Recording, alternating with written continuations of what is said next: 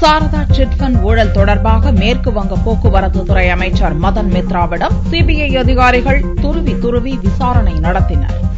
கொல்கத்தாவை தலைமையிடமாக கொண்ட சாரதா நிதி நிறுவனத்தின் சிட் ஃபண்ட் ஊழலில் லட்சக்கணக்கானோர் தங்களது பணத்தை பறிகொடுத்தனர். மேற்குவங்க மாநிலத்தையே உலுக்கிய இந்த ஊழலில் ஆளும் திரிணாமுல் காங்கிரஸ் கட்சி தலைவர்களின் தொடர்பு குறித்து சிபிஐ தீவிரமாக விசாரித்து வருகிறது. இந்த வழக்கு தொடர்பாக திரிணாமுல் காங்கிரஸ் ராஜ்யசபா எம்பி குனால் கோஷ் கடந்த ஆண்டு கைது செய்யப்பட்டார். கடந்த மாதம் 21ஆம் தேதி இன்னொரு ராஜ்யசபா எம்பியான சிரிஞ்சோய் போஸை சிபிஐ அதிகாரிகள் கைது செய்தனர். இவ்வழக்கில் மேற்குவங்க போக்குவரத்து துறை அமைச்சர் மதன் மித்ராவை விசாரணைக்கு ஆஜராகும்படி சிபிஐ சம்மன் அனுப்பியிருந்தது. அதன்படி வெள்ளியன்று காலை 11 மணிக்கு கொல்கத்தாவில் உள்ள சிபிஐ அலுவலகத்தில் மதன் மித்ரா ஆஜரானார். சாரதா நிறுவனத்தின் பல்வேறு நிகழ்ச்சிகளில் சிறப்பு விருந்தினராக கலந்து கொண்டுள்ள மதன் மித்ரா அதன் அதிபர் சுதீப்தோ சென்னுக்கு நெருங்கிய நண்பராக இருந்தவர். மதன் மித்ராவிடம் சிபிஐ அதிகாரிகள் பல மணி நேரம் விசாரணை மேற்கொண்டனர். மேற்கு வங்கத்தில் பாரதிய ஜனதாவை பலப்படுத்துவதற்காக சிபிஐயை ஏவிவிட்டு